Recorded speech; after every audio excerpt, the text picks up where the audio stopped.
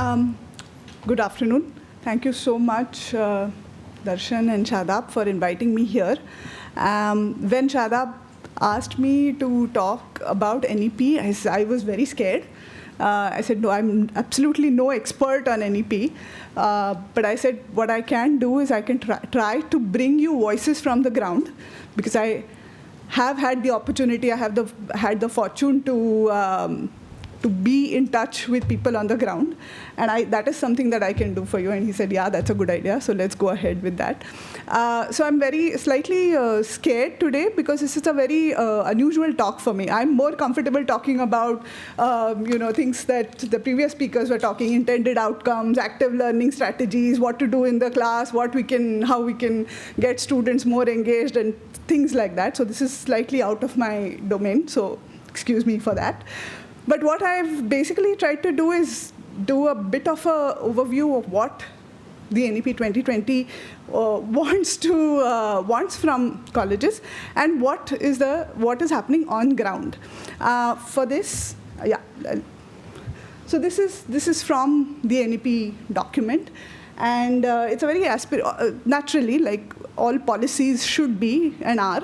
It's an aspirational kind of statement of intentions, and it says that particularly about higher education, it says that high quality higher education must enable personal accomplishment and enlightenment, constructive public engagement, productive contribution to the society, and so on and so forth. And of course, at the end, economic independence, just as an add-on.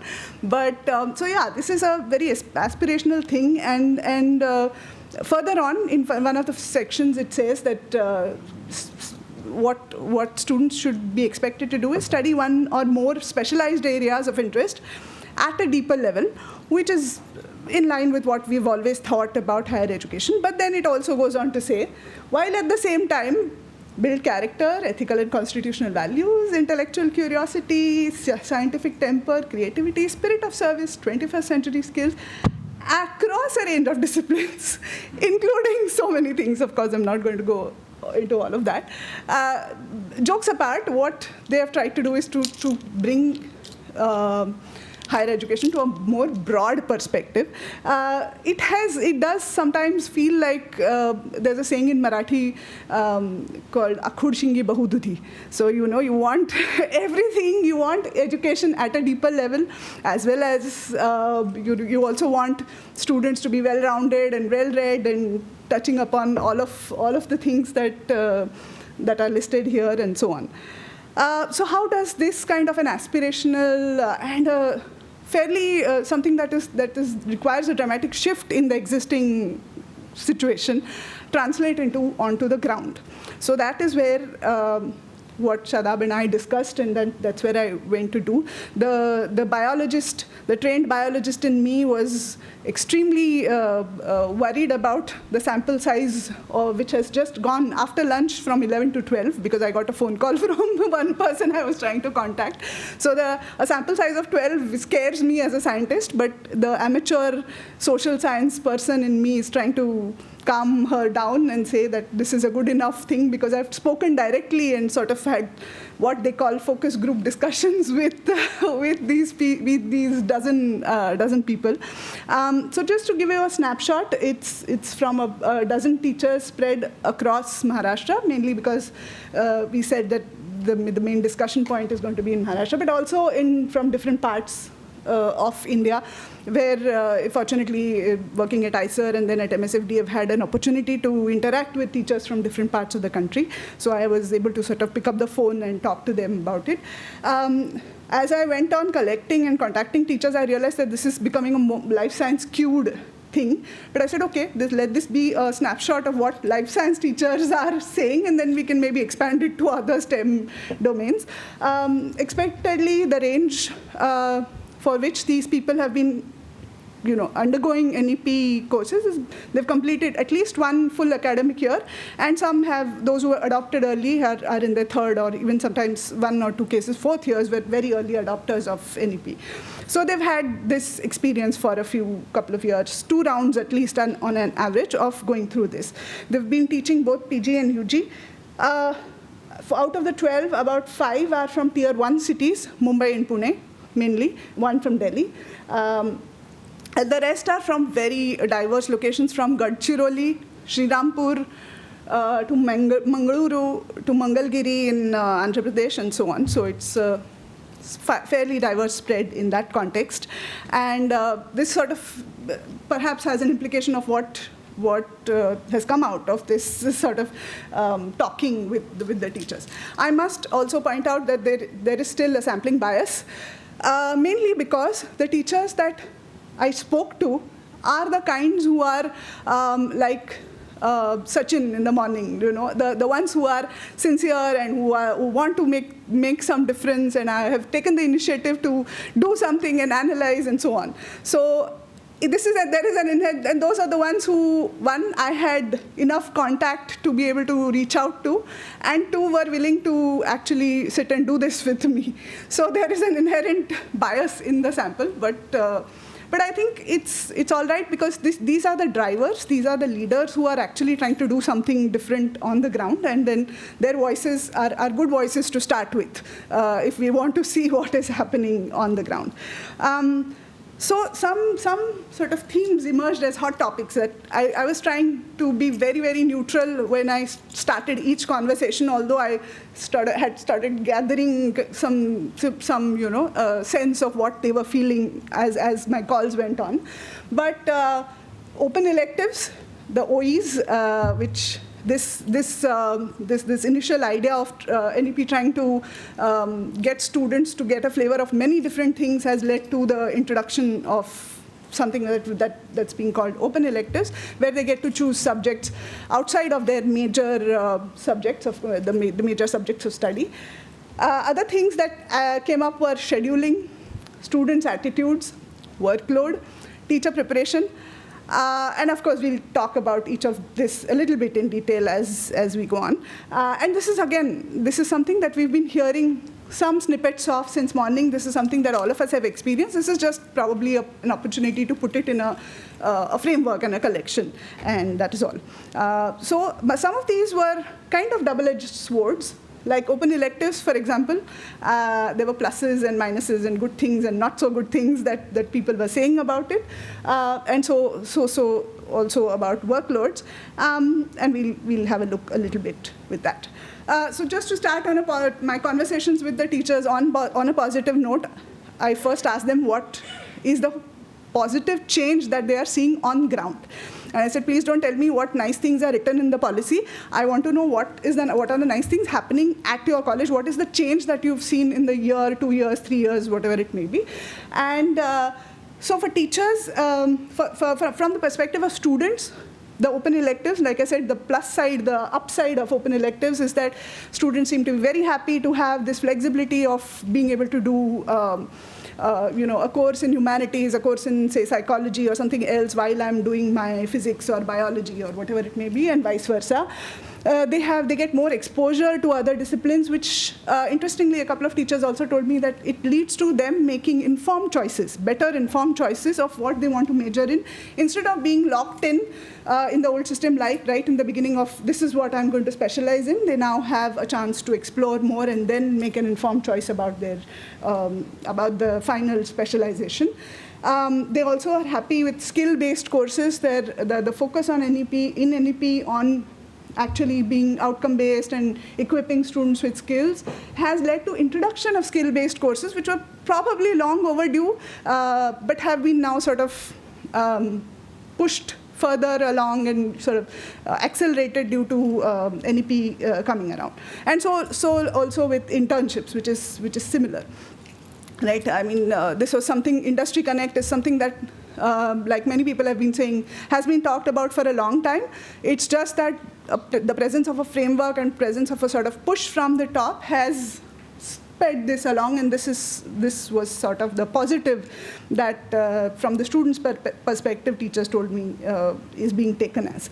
Opportunity for the teachers, it was, some of them were very happy to have an opportunity to redesign their own courses, interesting courses. Like now they had to come up with optional electives which could be taken not just by discipline, students of their own discipline, but by others as well. NEP has brought with it a push towards autonomy, which was very welcome by a lot of teachers. Again, but it's a sampling bias that I've been talking to teachers who are keen to do new things and who want to explore and so on. But a push towards autonomy was something which was very welcome, that they are sort of feeling freed from being tied down to following a certain examination pattern set by the affiliating university, or being very restricted by the syllabus, which is set top down, or and so on, the quantum of syllabus and so on. So this was a welcome change for them. So similarly, chance to experiment in the OEs, because they were now sort of offering new courses and so on and so forth. So these were the sort of positives. And now I thought that I should start with that and then talk about the challenges that teachers faced. And like I said, some of the hard topics that were discussed of them. Now, 7 out of 12 means that out of the dozen teachers that I spoke about, 7 of them raised this particular point. One big thing, the sort of downside of the OEs, or the optional electives, was dilution. A lot of people, 7 out of 12, most of them, majority of them, were concerned that the depth to which they were able to teach the students their subjects, a particular subject of specialization, was getting compromised, because they had to now do a lot of other open electives, leaving less time, less number of units, less number of teaching hours, less papers, and so on. So that seems to be compromised. There is another kind of dilution which was very interestingly brought to my notice by a couple of people.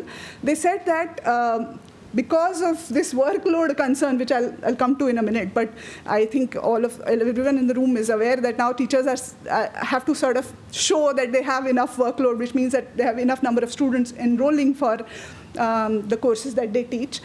The sort of tendencies to, especially in the OEs, the electives, to make it simple in terms of content, simple in terms to pass, not very hard, so that by word of mouth, more and more people sort of sign up for their course. And so to attract students, to conserve workload, for the sake of convenience of numbers, that is another type of dilution. In addition to the dilution of content, this is another thing that they were concerned about.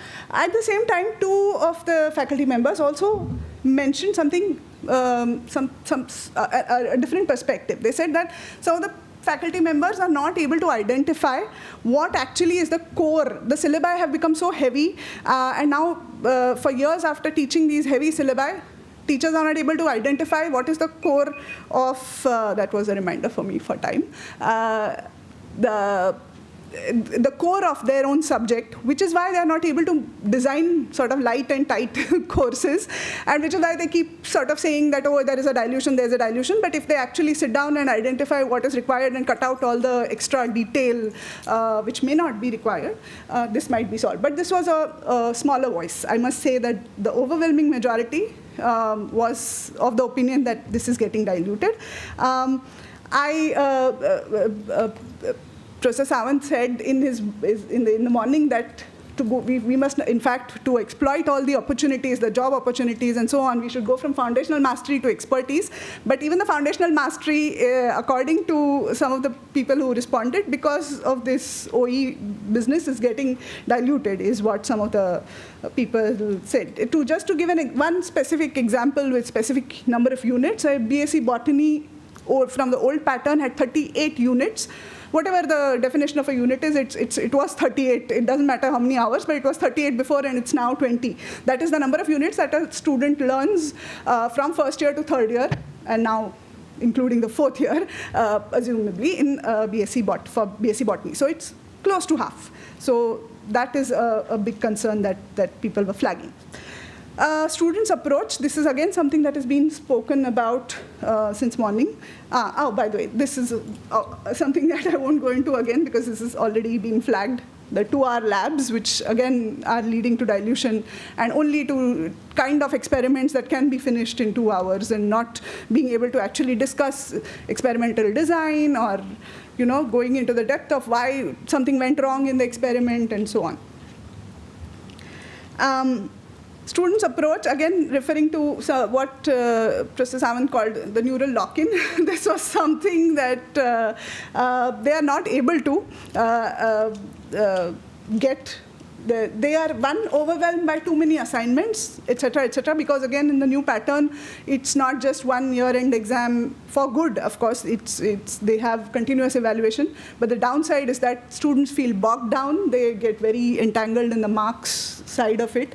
They take OEs very casually. Was another very, very common thing that I heard, that, they just fill up their sort of palette with OEs, but they don't really take those courses very seriously. They hardly attend. They're not very keen on it. Again, the science and humanities dichotomy was something that quite a few people spoke about, that people from other non-science department, not just humanities, but other commerce, etc., take science OEs, but are not able to cope with even the sort of simpler level of science that is offered in those subjects. Lack of interest, focus, etc.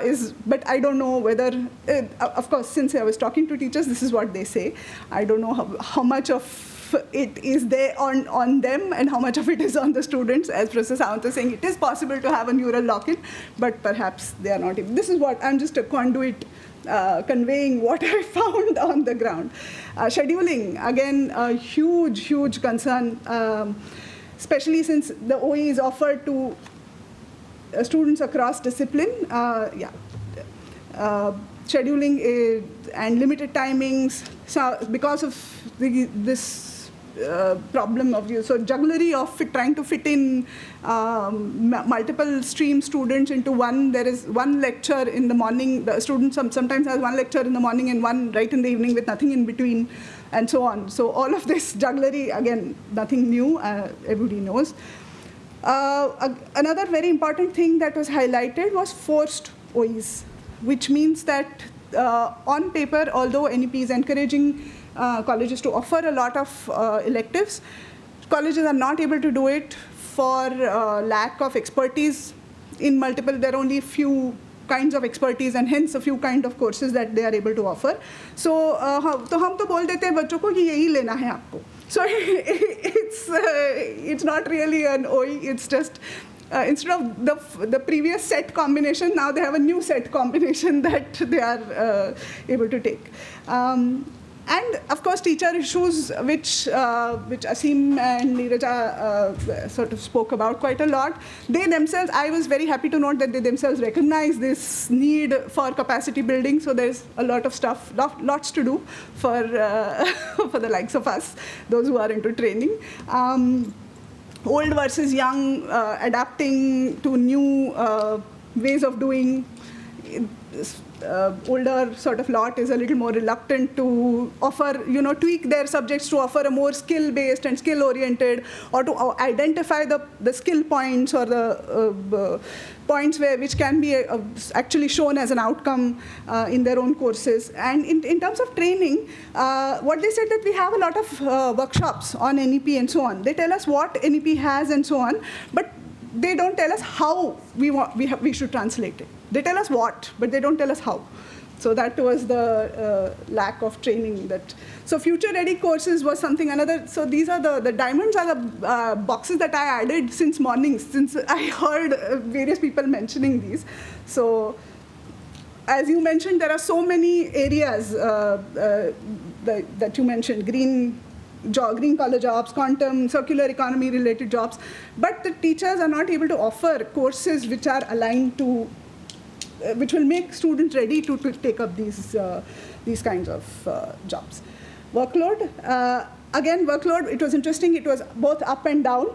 But some people were saying that too many courses, and that because the ones who were willing to, actually design new skill-based courses and offer them were doing it along with their major courses, and hence had a lot of workload. And on the downside, they said that some of our colleagues complain that we have no workload because they're not willing to really reorient and offer new courses. So it's, again, a double-edged kind of thing.